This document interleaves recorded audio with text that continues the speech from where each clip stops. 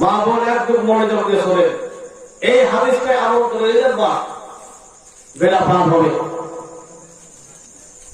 নবী বসে আছেন, নবীর স্ত্রী আছেন, এমন সময় দূর থেকে দেখতে পাচ্ছেন যে একজন সাহাবা আসতেছে। যে সাহাবার নাম হচ্ছে হযরত আব্দুল্লাহ উম্মে মাকতুম।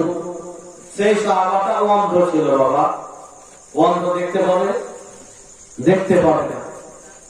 বেরাদার ইসলাম মুআজ্জাজ সালাইনে কেরাম,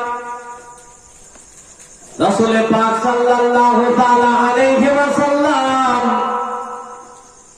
সেই সাহাবাকে দূর থেকে দেখতে পেয়েছেন এবং তার স্ত্রীগণকে বলতেছেন, ও আমার স্ত্রীরা, ও আমার অর্ধাঙ্গিনীরা, তোমরা পর্দা করো, বাড়ির ভিতরে চলে যাও। বলেন, ইয়া রাসূলুল্লাহ, ইয়া হাবিবাল্লাহ, গো নবী, কি হয়ে গেল গো নবী, কেন পর্দা করতেছেন? বলে, আমার অর্ধাঙ্গিনীরা, দেখে নাও, আমার সাহাবা আব্দুল্লাহ আসতে রয়েছেন, আমার সাহাবা আমার সঙ্গে সাক্ষাৎ করার জন্য আসতে রয়েছেন।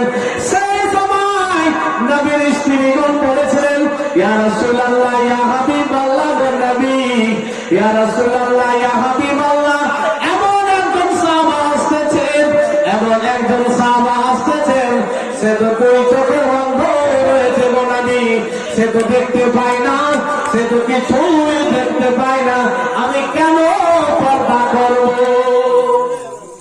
কথা বুঝা যাচ্ছে? সেই সময় নবীর স্ত্রীকে বলছে, ইয়া রাসূলুল্লাহ, সে তো অন্ধ, সে তো অন্ধ, আমরা কেন পর্দা করবো, সেটা দেখতে পাই না। তখন নবী বলছেন, ও আমার স্ত্রীগণ, তোমরা কি দেখতে পাও না?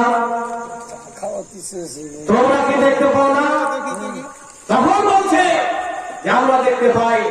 তাহলে পর্দা করো। তাহলে মা বোন, আজকে যে সমস্ত মারা এখনো পর্দা করে না, তো সব মানুষকে হয় অন্ধ মনে করছে।